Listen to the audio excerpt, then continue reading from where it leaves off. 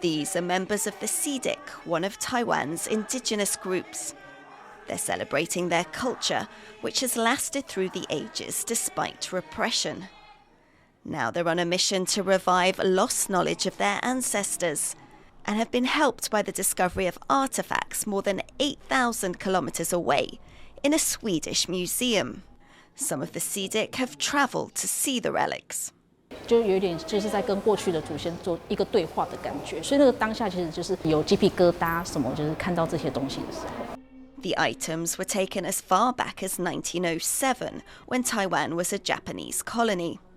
Some were collected by a Swedish ambassador to Japan and a Swedish researcher, and later donated to the museum. Others were taken under coercion by a Japanese botanist and eventually bought by the Swedish museum. But while many museums in the West have come under fire for holding on to looted treasures, the CIDIC are happy for Sweden to keep theirs. 我们在做文物保存的时候，其实很害怕东西移动来移动去的，这是一个。然后再来是瑞典的气候很适合保存这些东西，干燥又冷。如果台湾像那种台湾湿热的天气，我们必须要花更多的成本。The items were stumbled upon by US-Swedish curator Michael Lee when he typed in Taiwan in the museum database. After contacting researchers in Taiwan, he was overjoyed not only to discover descendants of the former owners, but that they agreed to work with the museum on an exhibition, which could throw up more of their history. I think in general, Taiwan indigenous collections have often been overlooked in Western museums, although they are often there.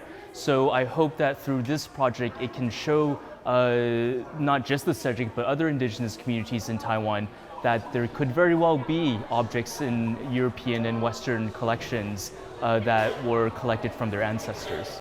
Now, museum visitors in Stockholm can see about 30 items: textiles, weaving tools, baskets and hunting tools until early 2025.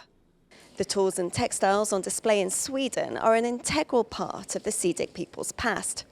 Now they're being preserved for the future in a digital archive, and that project is being managed here in Taiwan.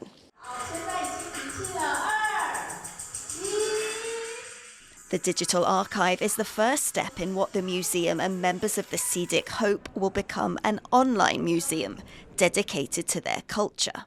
那现在又是网络时代，那我们为什么不要把这些东西全部都丢到云端上面？然后都是等于是说，都让我们去展览，或者是去说明这些文物的内容，去解释、去诠释它。